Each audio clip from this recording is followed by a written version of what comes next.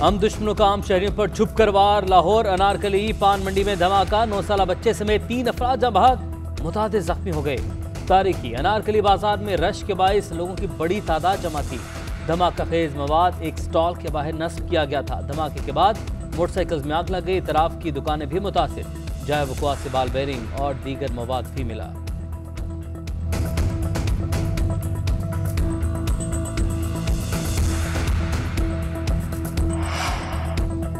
1:45 अचानक धुआं फैला और देखते ही देखते भरा बाजार तबाही की दास्तान सुनाने लगा।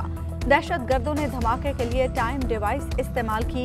1.5 किलो बारूदी मवाद के शवाहिद मिल गए। CTD की मुद्दत में मुकदमा दर्ज, दहशतगर्दी के दफात शामिल। धमाके में गैर मुल्की हाथ के इशारे। धमाका मुबैना तौर पर बलोच नेशनलिस्ट आर्मी नामी कलदम तंजीम ने कराया। तंजीम ने सोशल मीडिया पर जिम्मेदारी भी कबूल कर ली।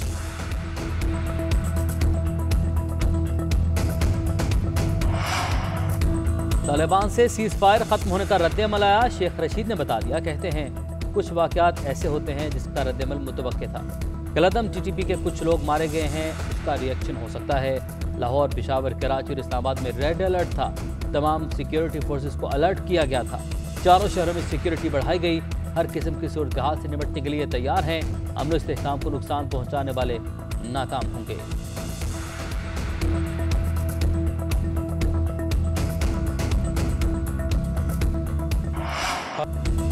4 साल की बेटी थी, भाई दहशतगर्दी का निशाना बन गया।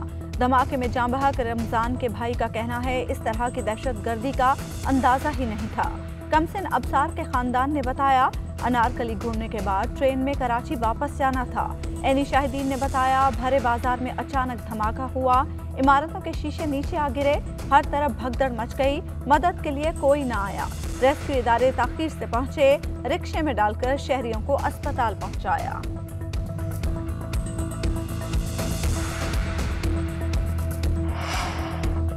तौहीन अदालत केस में इस्लामाबाद हाई कोर्ट ने राना शमीम पर फर्द जुर्म आयद कर दी। साबिक चीफ जज गिलगित बल्तिस्तान का सेहते जुर्म से इनकार, कहा अदालत ने सोच लिया है तो मुझे आज ही सजा सुना दे।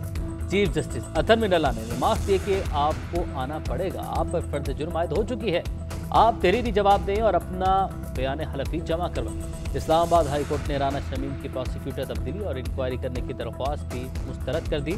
सहाफ़ियों पर तौहीन अदालत की कार्रवाई मौखर।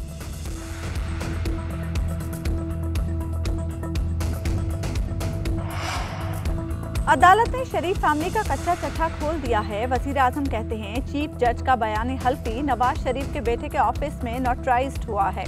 मरियम नवाज के केस से पहले बयान हल्फी सामने लाया गया। शरीफ फैमिली एक माफिया की तरह चल रही है, ये इनकी बका की जंग है। ये लोग हमेशा अदालतों पर असरअंदाज होते हैं। हमें इस माफिया का मुकाबला करना है।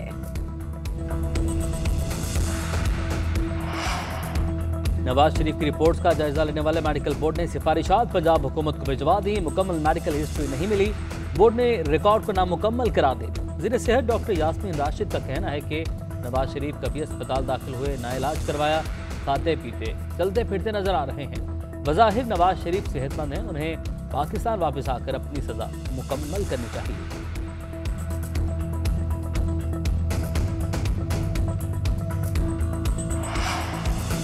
कोरोना फंड्स में 40 अरब की खुर्द-बुर्द हुई। मरियम औरंगजेब कहती हैं ऑडिटर जनरल रिकॉर्ड मांगते रहे, हुकूमत ने रिपोर्ट पब्लिक की, न जवाब दिया।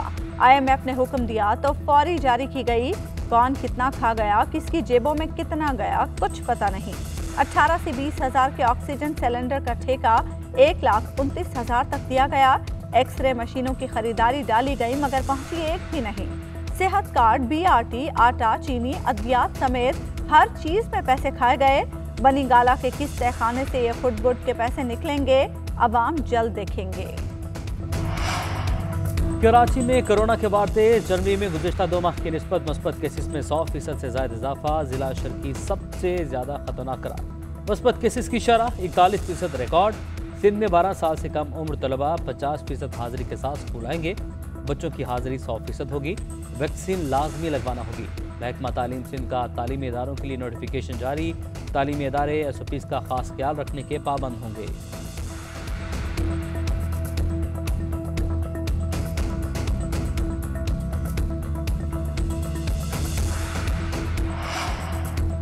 पाकिस्तान है मरी उस्मान बुज़दार का मुतल्लिका महकमों को सिफारिशात की रोशनी में इक़दामात का हुक्म। वज़ीर आला पंजाब ने कमेटी की सिफारिशात पर मरी को ज़िले का दर्जा देने की मंजूरी दे दी। बल्दियाती इंतखाबात के बाद आइंदा माली साल में बाज़ाब्ता तौर पर ज़िले का दर्जा दिया जाएगा। उस्मान बुज़दार ने महकमे मौसमियात के दफ्तर के क़याम की भी मंजूरी दी। सयाहों के लिए ऐप बनाई जाएगी और बर्फबारी के लिए जदीद मशीनरी खरीदी जाएगी।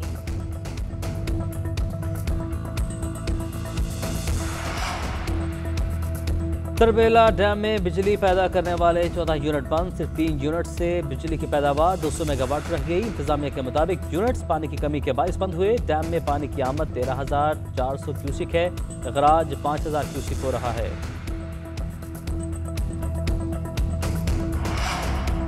असद उमर कहते हैं आम इंतखाबात वक्त पर, बल्दियाती इलेक्शन इस साल होंगे।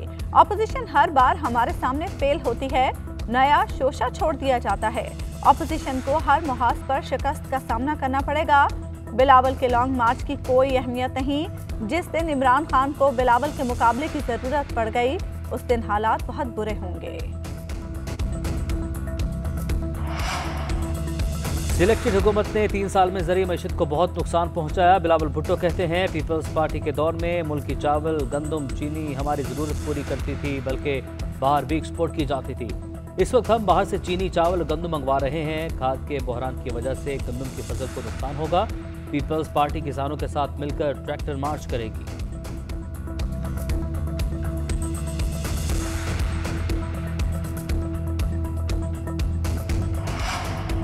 गर्दिशी कर्जे में सालाना 130 अरब रुपए की कमी हो रही है। हम्माद अजहर कहते हैं हमने मईशत को दिवालिया होने से बचाया।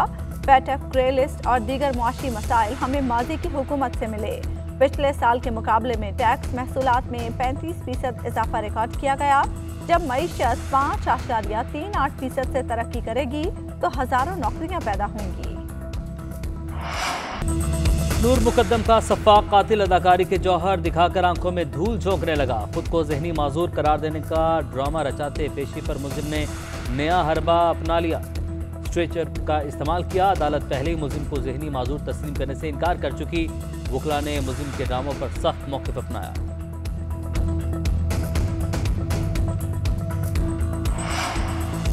मुल्क भर में सर्दी की शदीद लहर बरकरार। खैबर पख्तूनख्वा के कुछ अजला, गिलगित बल्तिस्तान और आज़ाद कश्मीर में हल्की बारिश। क्वेटा समेत बलोचिस्तान के शिमाली अजला में शदीद सर्दी की लहर। लाहौर में बादलों के डेरे, सर्दी की शिद्दत में इजाफा।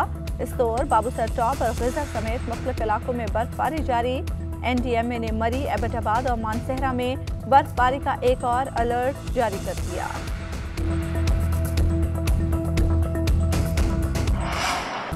बाबर आजम के लिए एक और बड़ा एजाज। ICC one day team of the year के भी कप्तान मुकर्रर। पाकिस्तानी बल्लेबाज फखर जमान भी टीम में शामिल।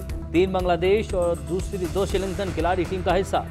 Test team of the year का भी ऐलान। न्यूजीलैंड के केन विलियमसन कप्तान मुकर्रर। फवाद आलम, शाहिन आफरीदी और हसन अली टीम का हिस्सा।